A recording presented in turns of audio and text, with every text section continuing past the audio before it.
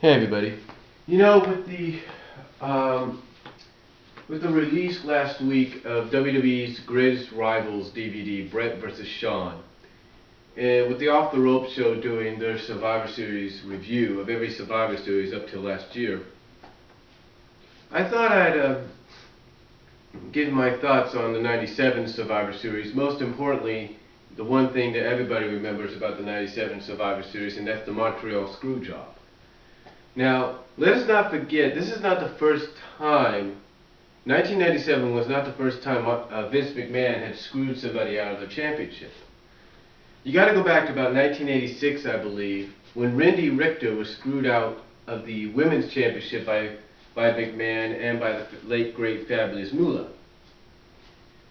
You know, according to reports, Wendy did not know that Moolah was going to do this. She had no idea Moolah was going to be there because Moolah doesn't do those kind of events. But anyway, it's not the first time. But it is the most noteworthy time because it was one of the most noteworthy times because basically the reports, everything that I've heard throughout the years, through numerous sources, was the fact that, well, one of them was Vince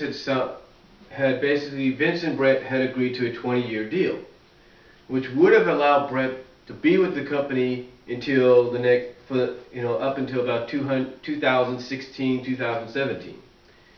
Now, here was the thing. This was at a time when they made this agreement. It was at a time where they financially weren't doing so well.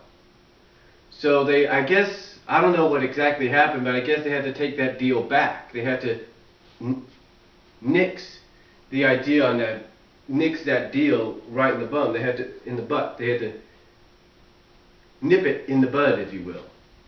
So basically, the reason this deal happened, I guess, was because they wanted to make sure Bret remained with the company and he stayed with the company up until the time for him to really retire. But again, like I said, financially they couldn't do it, and they had to nip it in the bud, which of course allowed Bret to explore elsewhere. You see, word had gone around, apparently from what I understand, around the time of, I think, 96, I believe, maybe the end of 96 going through 97, that Bret, as soon as his contract was up, his current contract, that he was going to be heading down to WCW. Now, of course, like I said, the 20-year contract was to try to prevent that, but did not succeed. Now, I didn't know Bret was coming to WCW, to be honest with you.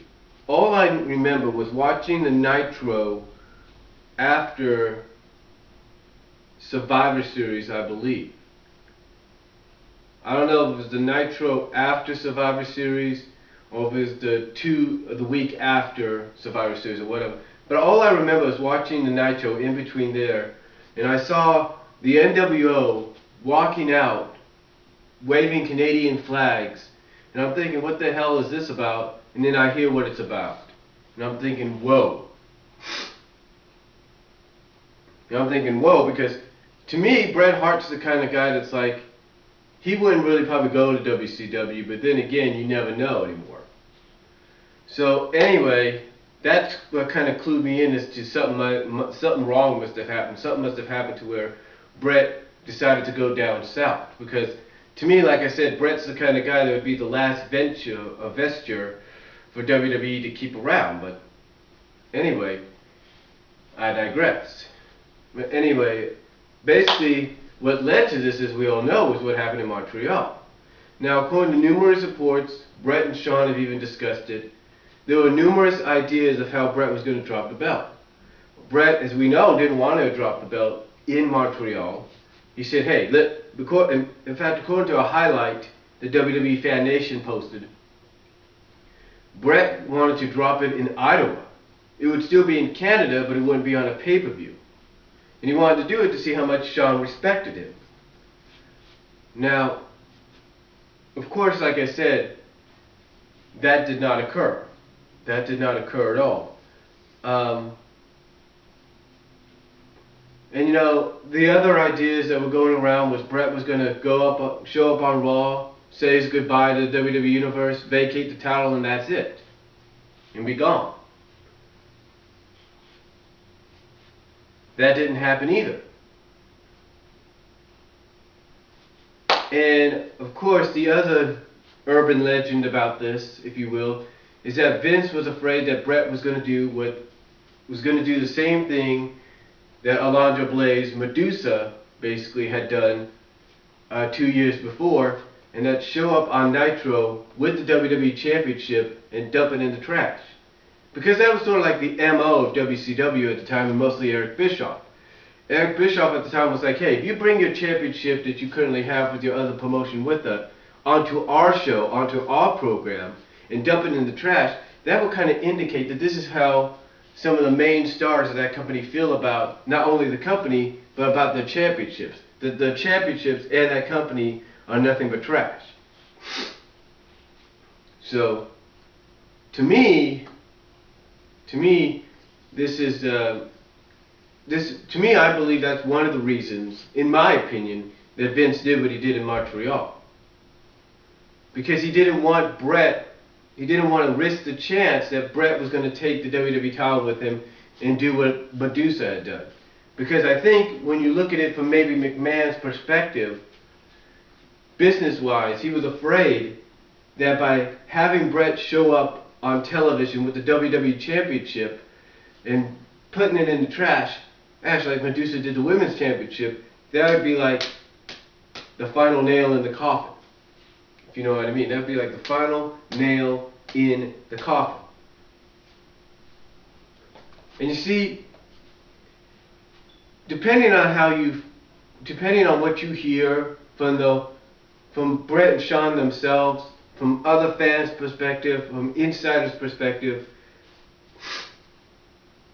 the fact is what happened is the Montreal ScrewJob, to those that didn't know about it, and surprisingly I didn't know about it because, like I said, I only watched Nitro at the time because where I lived, you didn't get USA, which was weird.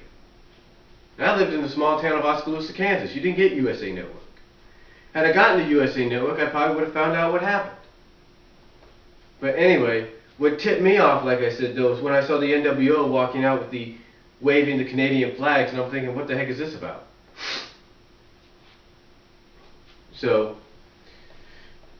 but also there's other reports too that I guess if you look at it from Bret's perspective, him being a traditionalist, he didn't like the idea of where the WWE was going. Basically, the last portion of his first stint with the company, if you will, his first stint with the company was, I guess what you could consider right now, WWE's going through is sort of like a PG-13 era. In other words, it was still for families of all ages, but it was borderlining sort of towards that mature content, sort of like what WWE's doing right now at times, with the exception of last night though. But anyway, it was sort of borderlining over what was going to be appropriate and not. And I think from Bret's standards, he didn't want to have to deal with that. He didn't want to be part of that in any association. But when you look at it, he goes down to WCW and he ends up being part of it in some way after all. I mean, yeah, they're more PG-13 when WWE went R-rated or 14-rated, but still, WCW was borderlining in that direction too. But anyway, that's one of the numerous reports out there, some of the numerous legends out there too, that Bret didn't want to have nothing to do with with the direction of the company, and that's what probably also ixnayed that 20-year deal. The fact that Bret didn't want to have nothing to do with the direction the company was going in. I mean, think about it. You're Bret the Hitman Hart, and all of a sudden, you're at a Monday Night Raw in Manhattan, and ECW is invading. ECW is having these matches, and you think to yourself, why are we allowing this mature content, this R-rated content onto this show? So you got to look at it from his perspective from there, like, this is not the direction we want to go. It's not, we want to go, or this is not the direction I want to go with. I'm not saying that that's what probably was one of the reasons that made him decide to want to go down to WCW, but as a fan, in my opinion, as a fan, I think that could have led to his decision to want to go down south. Now, a lot of people had warned Brett, I'm pretty sure of it, saying you go down to WCW, you're not going to be happy. You may get less days for more money, but it's not going to be the same. And heck, later on, Brett has said in recent interviews that WCW was garbage. And that technically, that in his own words, by saying that, he made a mistake going down there. But again, you got to look at it from his perspective, that he didn't want to be part of the garbage or part of the direction, if you will, the WWE was going into. In his eyes, the Attitude Era, he didn't want to go in that direction. He didn't want to be part of it. And if you ask me, I think what happened in Montreal, even though in my mind it shouldn't have happened and cooler heads should have prevailed and things should have been done the right way, depending on which way you agree was the right way. To me, what happened in Montreal, and even before that with Brett leading the Hart Foundation's anti-American deal, that was just a pre-start of the Attitude Era. And then after what happened in Montreal, that's when the Attitude Era took off.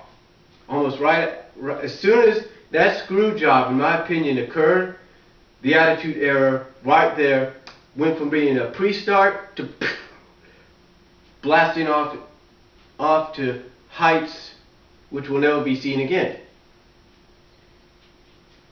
But in my opinion, though, like I said, my opinion though, depending on how you look at it, who you agree with, who you believe, to me, this is something that, even though it's going to go down in wrestling history as probably will go down in wrestling history as the only real screw job ever to occur in front of the entire world, I can tell you this.